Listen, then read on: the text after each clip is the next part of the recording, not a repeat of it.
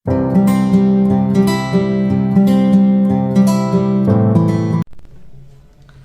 sahabat-sahabat misioner semuanya, salam sehat dan semoga hari-hari kita senantiasa diberkati Tuhan.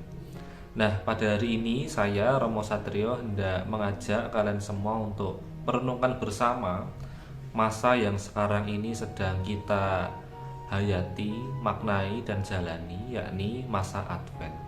Nah, kalau kita melihat dari akar katanya atau bahasa asli munculnya dari bahasa Latin, yakni Adventus, artinya kedatangan.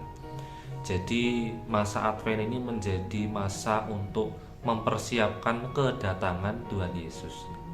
Nah, kedatangan ini bisa berarti dua makna, yakni kedatangan Tuhan melalui perawan Maria 2000 tahun yang lalu ya, dan juga kedatangannya kelak pada akhir zaman gitu ya, yang kita tidak tahu kapan tetapi itu pasti terjadi ya. Jadi kedatangan akan hal yang kita kenangkan di masa lalu dan kedatangan kelak pada akhir zaman. Nah, masa Advent ini kita rayakan selama 4 pekan ya, 4 minggu, hingga pada akhirnya kita merayakan Natal, dan kita kenal sebagai masa Advent pertama, kedua, ketiga, dan keempat. Nah, seperti halnya warna stola yang saya kenakan ini, warna ungu. Nah, warna ungu ini yang kita hayati di dalam masa Advent, yang memberi makna semangat pertobatan begitu ya. Maka semangat pertobatan inilah yang harus kita laksanakan dan juga perjuangkan selama masa Advent ini. Nah, karena masa Advent ini menjadi masa untuk mempersiapkan kedatangan Yesus, maka Gereja Katolik secara tegas ya untuk tidak merayakan Natal sebelum hari raya Natal itu sendiri. Ya, mulai malam Natal sampai minggu depannya ya, yakni Minggu Epifani, oktav Natal itu. Nah, maka sebenarnya yang menjadi keharusan untuk setia pada misteri masa Advent untuk pertobatan itu warna ungu ya, di dalam liturgi. Artinya tidak boleh menyanyikan lagu Natal ketika misa dan lain sebagainya. Nah, lalu bagaimana ketika di rumah kita memasang pohon Natal, kandang Natal dan sebagainya? Ya boleh saja, asalkan harus ingat bahwa ini dalam rangka mempersiapkan kedatangan Tuhan. Kita tidak menganggap pohon Natal, kandang Natal itu sebagai tanda bahwa Natal sudah tiba, tidak begitu ya. Nah, harus ada penghayatan yang benar bahwa kita masih dalam masa pertobatan, masa Advent. Ya, maka kalau mau membuat pohon Natal ya masih dalam bentuk sederhana, belum dihias begitu ya.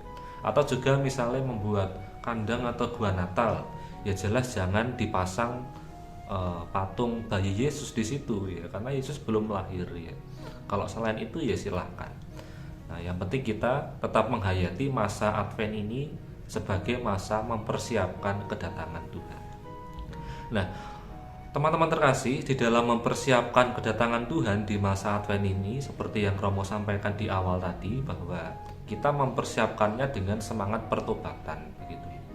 Nah, pertobatan itu yang melalui perkataan kita, tindakan kita kepada Tuhan dan juga orang lain.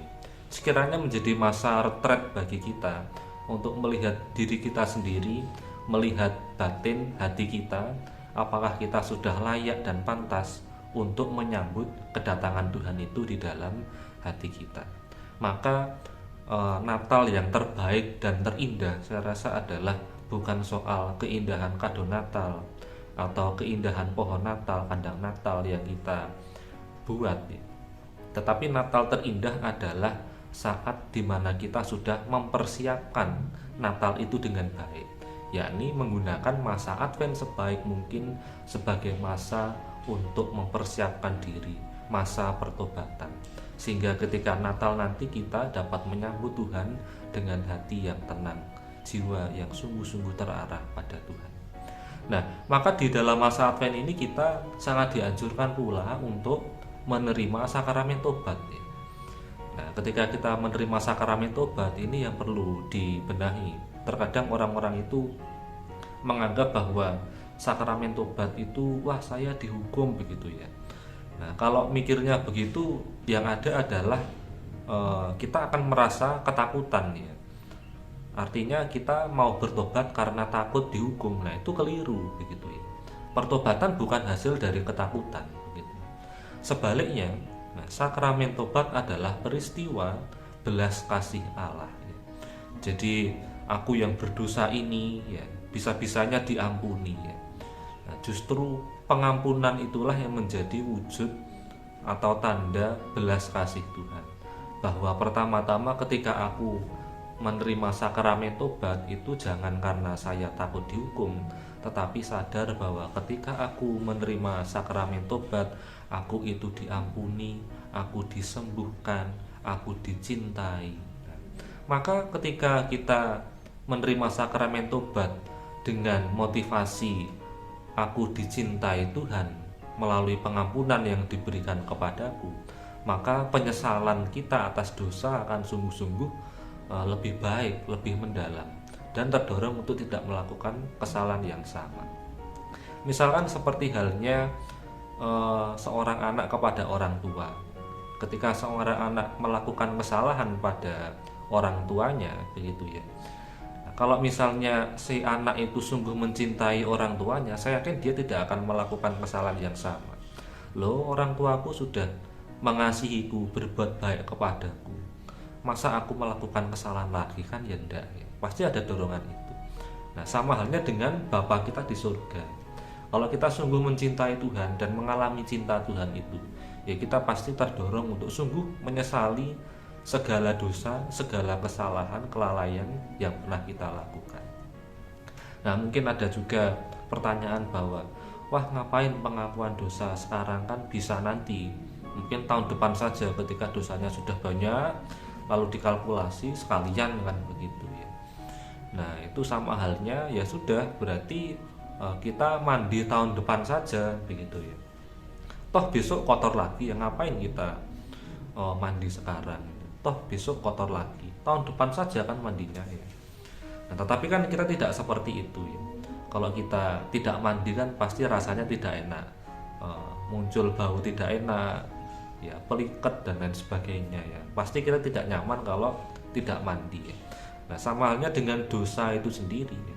Kalau kita tidak menyesali, tidak bertobat, ya sebenarnya dosa itu yang menjadi noda di dalam hati kita, di dalam jiwa kita, yang sebenarnya harus terus-menerus dibersihkan.